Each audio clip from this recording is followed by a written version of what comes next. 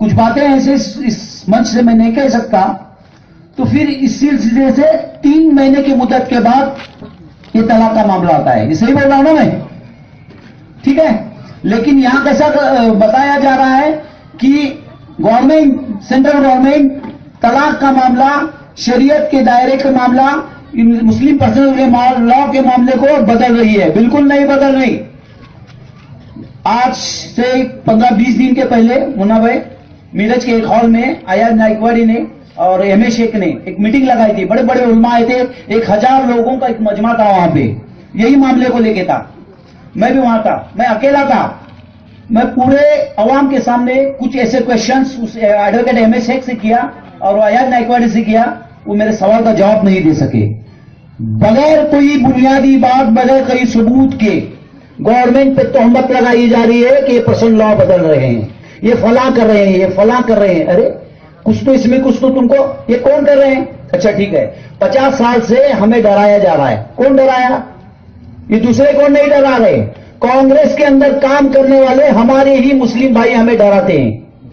हाँ, क्या करके डराते हैं? अरे शेर आएगा तुम्हें खाएगा। एक्चुअली हमारी इस बात को, इस पोजीशन को आप समझिए कि हमको तो अपनों ने लूटा। मैं यहां पे ये कहना चाहता हूं, हमको तो अपनों ने लूटा, औरों में क्या दम था, हमारी कश्ती वहां डूबी जहां पानी कम था। हम आह भी करते हैं तो हो जाते हैं बदनाम, हम आह भी करते हैं तो हो जाते हैं बदनाम, और वो कत्ल भी करते हैं तो चर्चे तक नहीं होते।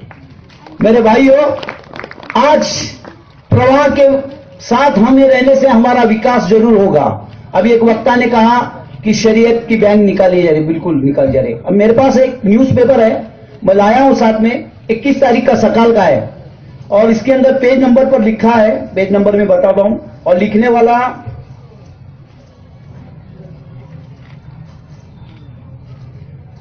बाबरी बाबाचे निर्णयात नरसिंहराव सरकारची चूक होती. हा लिहितोय कोण, स्टेटमेंट कोणाचे? कांग्रेसचे वरिष्ठ नेता पी चिदम्बरम. पी चिदम्बरम आज 92 की हुई उस दुखद घटना के बारे में आज कह रहे हैं कि कांग्रेस के उस वक्त के प्राइम मिनिस्टर ही जिम्मेदार है बाबरी मस्जिद गिराने को. खुद पी चिदम्बर कर रहे हैं, ये आपके सामने न्यूज़पेपर है. इसका जवाब वो करीम मिस्त्री देना चाहता है तो यहां जाकर दे. इसका जवाब वो कौन तामुड़ी है ना, राष्ट्रवादी में काम करता है, वो आके देना चाहे तो दे सकता है. 27 तारीख तक, चुनाव के आखिरी वक्त तक शाहनवाज और मुन्ना भाई इस इलाके में है. जो कुछ भी शरीयत और तुम्हारे पर्सनल लॉ के बारे में हमारे मुसलमान भाइयों को पूछना है या गवर्नमेंट के बारे में पूछना है, पूछ सकते हैं. हम उसके जवाब के लिए आपके सामने हाजिर हैं. और वाकया बीजेपी की गवर्नमेंट, हमारी गवर्नमेंट हम मुसलमानों पे हमला करती है तो हम चुप नहीं रहेंगे. कसम खुदा की हम अपनी जान की बाजी लगा देंगे मुन्ना भाई. हम इस बात की गवाही देते हैं कि संजय काका जैसा नेता आज हमारे पास है तो हमें डरने की कोई बात नहीं है. अभी मैंने सुना संजय काका ने यहां पे वो कब्रिस्तान के लिए 20 लाख रुपए दिए और कुंदी रस्ते को मस्जिद को भी जगह दी गई. अरे इससे बड़ा और क्या चाहिए आपको? जो चाहिए वो दे रहा है. वो लेने को तो आप तैयार हैं, मत देने को आप तैयार नहीं. क्या बात चलिए?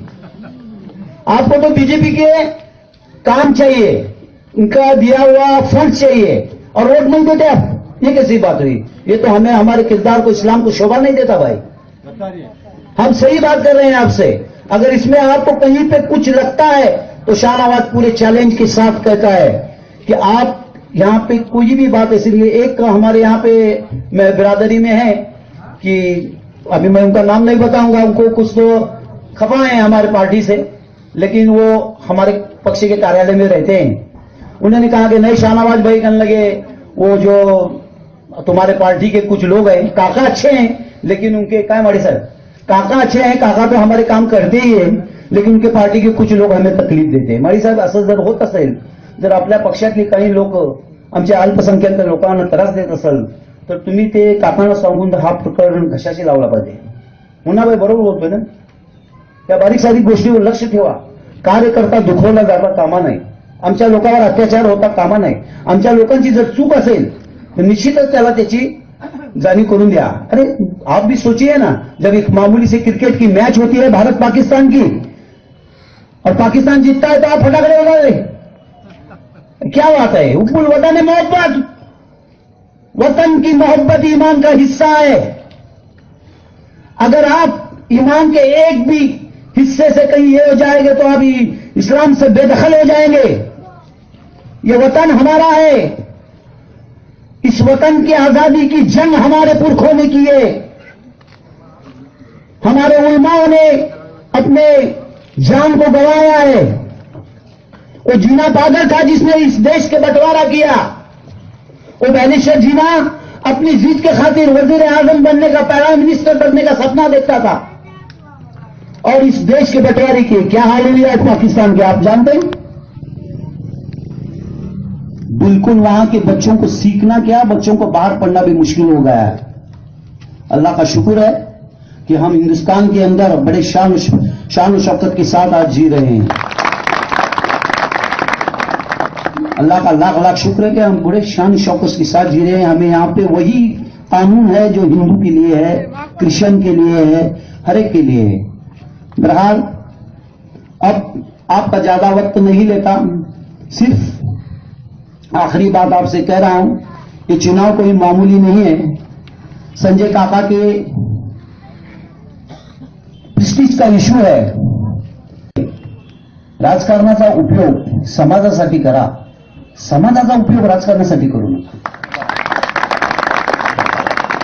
जर आज या ठिकाणी तुम्हाला कुठल्याही गोष्टीची अडचण आली तर मुन्नाभाई सारखे वरिष्ठ नेते ज्यांनी संपूर्ण आयुष्य राजकारणात घालवलं, त्यांचे संबंध आमच्या समाजापेक्षा माळी साहेब शाबासभाई त्यांचे संबंध हिंदू समाजाच्या कार्यकर्त्यांशी जास्त आहेत।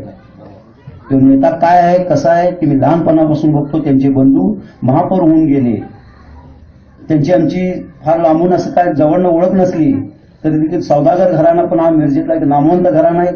आमचे पण घरातले लोक साखर कारखान्याचे संचालक आहेत। पश्चिम महाराष्ट्रात मोहनराव शिंदे साखर कारखान्याचे संचालक असलेला माझा काकाच आहे त्या ठिकाणी।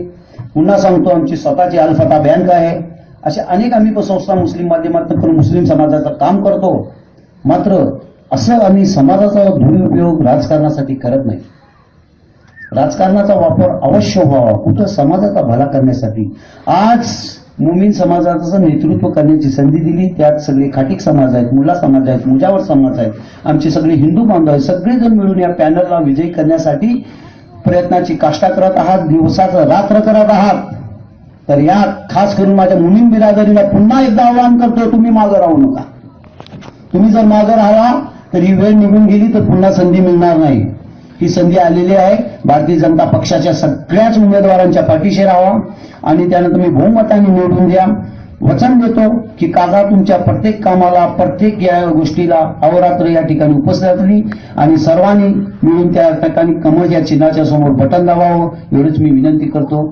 जय हिंद, जय महाराष्ट्र।